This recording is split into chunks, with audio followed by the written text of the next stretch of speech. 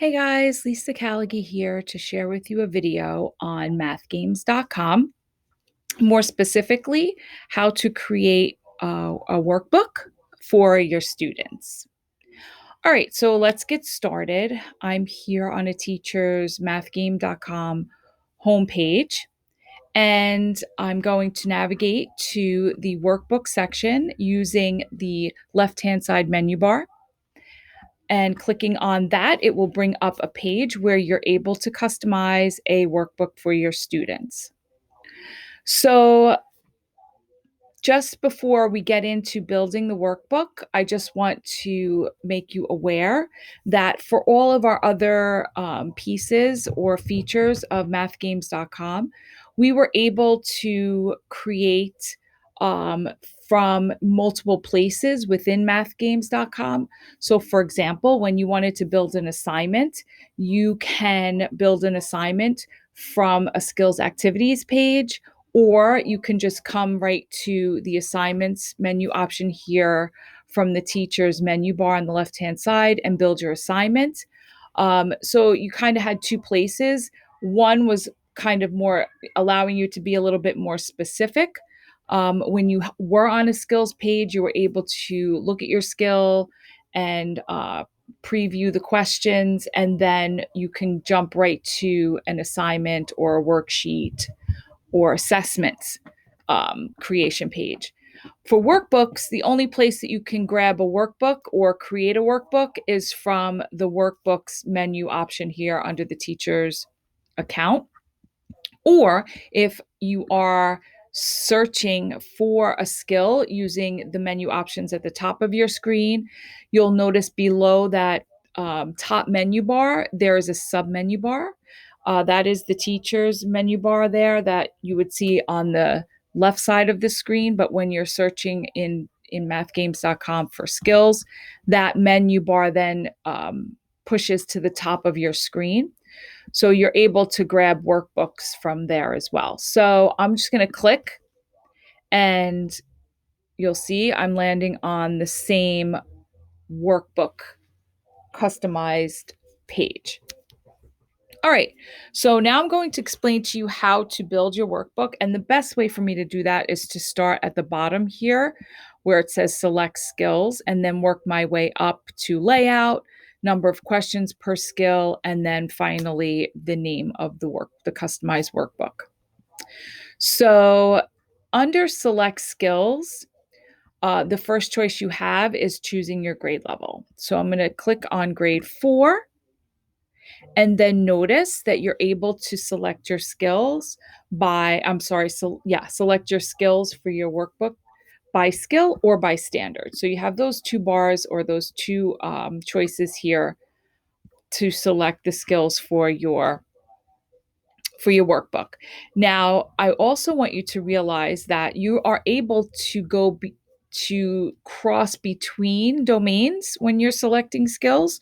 So if I wanted to, I can select skills from my geometry domain, and I can also scroll down and select a skill from my measurement domain, and both of those skills will be included in my workbook. It's completely up to you how you'd like to do that. If you want to stick to one skill and choose multiple stick to one domain and choose multiple skills under that domain, it's completely up to you. But you do have the opportunity to jump between domains and select different skills between domains for your workbook. All right, so I'm just going to select one domain. I would like to keep my workbook. I would like to keep my workbook skills to reflect the geometry domain, and I'm going to click on multiple skills. I can choose multiple skills under geometry. Notice as I select my skills, they become encircled in a green line or a green circle. That lets me know that that skill has been selected. You'll see that when I hover my mouse over the skills, it kind of gives you a little preview about what type of a question students would be faced with that skill. And if I needed to unselect, I just click on that skill title again, and it will unselect that skill from my workbook. Noticing on the right-hand side that as I select or deselect skills, my actual preview of the question changes on my question preview pane on the right-hand side of my screen. So you're able to see what types of questions there are as you select and deselect skills. So if I just wanted to see what type of questions the lines, line segment, and raise skill would present, I just come over here to the question preview and see what the questions look like. Okay. So selecting multiple skills here, I'm going to select 4 skills under um, geometry for 4th grade. And now you'll see I'm scrolling up. It says that there are 27 questions in my workbook, and it will probably take 36 to 54 minutes of class time to complete, or time for the students to complete. And that is because I'm going to skip layout for a second and jump up to number of questions per skill, because I've chosen 3 questions per skill and I have 4 skills. Okay. So notice that you have you have a choice of skills that you'd like. Number of skills, number of questions per skill you would like to choose. And you'll see that as I change the number of questions per skill, the total number of questions changes. Okay. So you have that opportunity. Below the number of questions per skill, you'll see layout. There's full, which is what we're looking at now, which allows your students to have a show their workspace in your workbook. And then compact then changes that so that they do not have a space to work in. So it will give you less pages, but it'll give you more questions per page. Okay.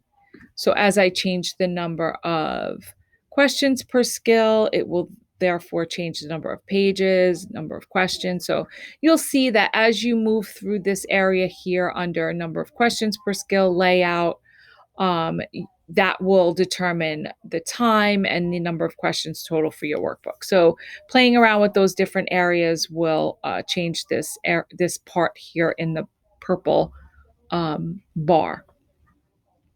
All right, so once you've done all of that and you've selected your skills, now you can name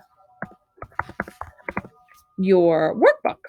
All right, and it depends on how you want to name your workbook. Some people like to name things by date. Some people like to name things by marking period or specific topic in the textbook that you're working on, as this is extra practice. Whatever you do, just know that whatever name you choose, it's going to help you when you're looking at your reports and your data. So you want to make sure that it's something that when you are looking at your data, that you understand what it is that the data is reflecting. So, you want to know what actual topics and skills the students were working on. So once you're done completing this customized workbook and answering and filling in all of these areas here, you have 2 choices. On the right-hand side at the bottom, you can download this worksheet and it will download to your local machine as a PDF.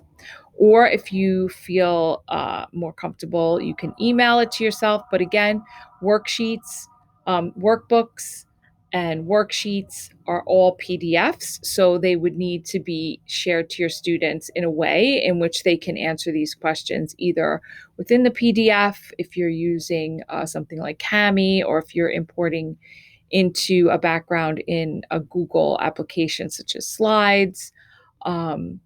You you would have to know that that's how the students would actually work within the actual worksheet, or if you're asking your students to answer on a separate sheet of paper. However you do, just realize that this is not interactive. You're not able to assign this workbook to your students where they can log in and access this workbook through mathgames.com. It is completely separate, where you as a teacher have to get this workbook to your students to complete. All right, so this has been a video on how to create workbooks in mathgames.com. I hope this helps, guys. Have a great day.